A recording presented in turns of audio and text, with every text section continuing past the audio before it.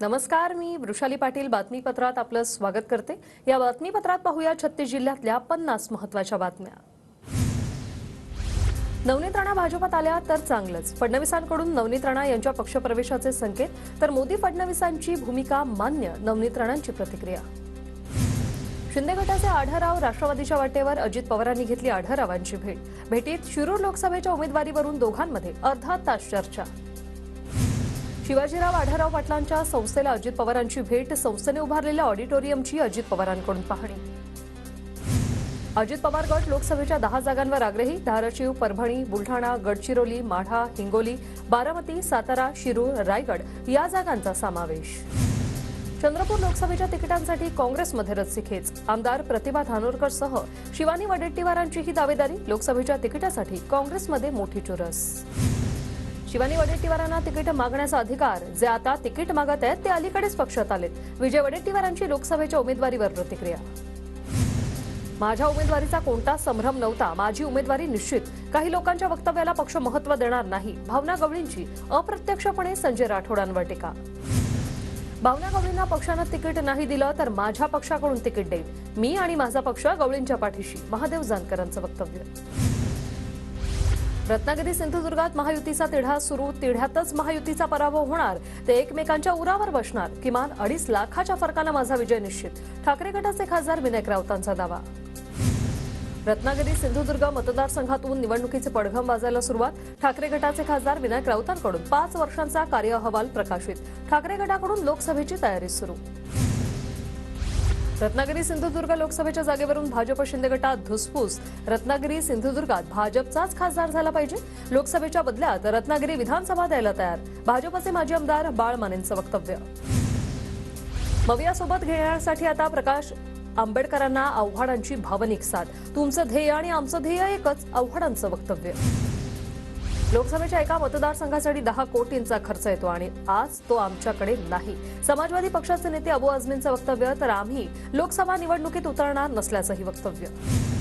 संभाजीनगरमध्ये इम्तियाज जलील आता निवडून येऊ शकत नाही, भागवत कराडांची टीका, तर छत्रपती संभाजीनगरची जागा आम्ही महायुती किंवा एनडीए म्हणून लढू, कराडांचं वक्तव्य। मावळ तालुक्यातील अजित पवार गटातील नाराज 137 कार्यकर्ते शरद पवारांच्या भेटीला, शरद पवारांचा गुरुवारी लोणावळ्यामध्ये संवाद मेळावा।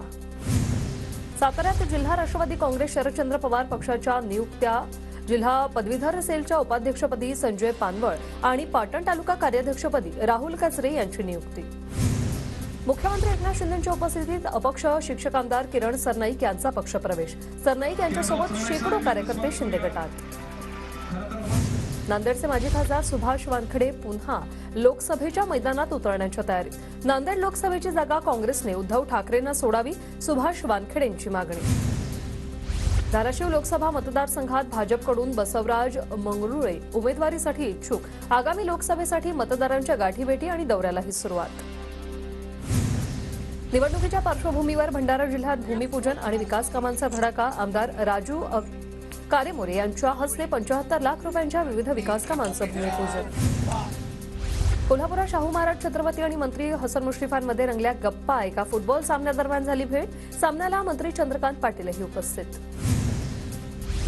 भाजप नेते हर्षवर्धन पाटलांना इंदापूर तालुक्यामध्ये फिरून न देण्याची धमकी, भाजपच्या मित्रपक्षाचे पदाधिकारी शिवराळ भाषेत वक्तव्य करत असल्याचा हर्षवर्धन पाटलांचा आरोप, पाटलांचे थेट गृहमंत्री देवेंद्र फडणवीसांना पत्र। हिंगोली लोकसभेच्या जागेसाठी महायुतीमध्ये रस्सीखेच, भाजप आमदार तानाजी मुटकुळेंचा जागेवर दावा, आमदार मुटकुळेंनी घेतली खासदार अशोक चव्हाणांची भेट।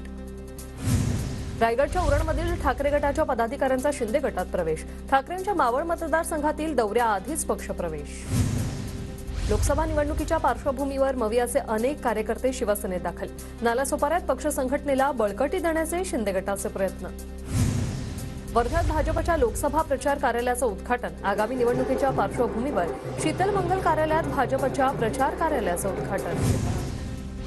वाशिममध्ये मुख्यमंत्री शिंदेंच्या हस्ते शिवरायांच्या पुतळ्याचं अनावरण, संभाजीराजे छत्रपती आणि भावना गवळींची उपस्थिती। उद्या आणि परवा मुंबईत अजित पवार गटाची महत्त्वाची बैठक, अजित पवार, सुनील तटकरेंसह महत्त्वाचे नेते उपस्थित राहणार, लोकसभेपूर्वी एकूण 17 मतदारसंघासाठी 2 दिवस चर्चा होणार। अकोल्यात पाईपलाईन फुटल्यानं हजारो लिटर पाण्याची नासाडी, महानगरपालिकेच्या कारभारावर नागरिकांची नाराजी। जळगावच्या 40गावमध्ये 138 कोटींचं दुष्काळ अनुदान जाहीर. 84,000 शेतकऱ्यांच्या खात्यावर निधी जमा होणार. बुलढाण्यात नुकसानग्रस्त शेतकऱ्यांना तात्काळ मदत द्या. स्वाभिमानी शेतकरी संघटनेचे प्रदेशाध्यक्ष प्रशांत डिक्कर यांची मागणी. नाशिकच्या मालेगावात दुष्काळाच्या झळा. 23 टँकरने शहरात पाणी पुरवठा. कमी पर्जन्यमानामुळे पाणी टंचाईचं संकट. परभणी जिल्ह्यात सोयाबीनच्या दरांमध्ये घट. सोयाबीन उत्पादक शेतकरी चिंतेत. 5,000चा दर 4,500 वर. बुलढाण्यात भूमी हक्क परिषदेचं विविध मागण्यांसाठी आंदोलन. अतिक्रमण धारकांचे जिल्हाधिकारी कार्यालयासमोर आमरण उपोषण सुरू. नागपूर विद्यापीठाचे कुलगुरूंच्या दालनाबाहेर ठाकरे गटाच्या कार्यकर्त्यांचं आंदोलन. भाजप युवा मोर्चाच्या संमेलनाला विद्यापीठ परिसरात जागा दिल्यानं ठाकरे गट आक्रमक. काही आंदोलकांना पोलिसांनी घेतलं ताब्यात. अमरावतीत बांधकाम कामगारांना शासनाच्या सर्व योजनांचा लाभ. धामणगाव, चांदूर, नांदगाव, खंडेश्वर या परिसरातील 500 कामगारांना स्वयंपाक उपयोगी साहित्याचं वितरण.